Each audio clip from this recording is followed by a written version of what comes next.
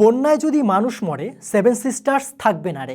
বাংলাদেশের উপর ভারতীয় আগ্রাসনের কালো অধ্যায় এক যুগেরও বেশি সময় ধরে জারি ছিল। ফ্যাসিস্ট ও খুনি হাসিনার 15 বছরের শাসনামলে ভারত অনেকবারই বাঁধ ছেড়ে দিয়ে আমাদের ডুবিয়ে মারার চেষ্টা করেছে, কিন্তু শেখ হাসিনা কিছুই বলেনি।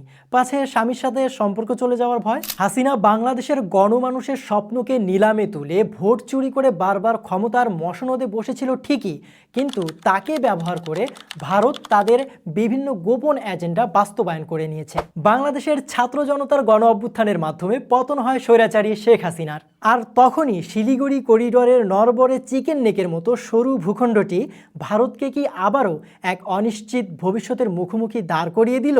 Seven sisters without Sheikh Hasina বইটি সেই গল্পই বলে। এই বইটি তুলে ধরে কিভাবে হাসিনা ক্ষমতায় টিকে থাকার জন্য বাংলাদেশকে এক প্রকার ভারতের উপনিবেশ বানিয়ে দিয়েছিল, কিভাবে দক্ষিণ এশিয়ার ভূরাজনীতি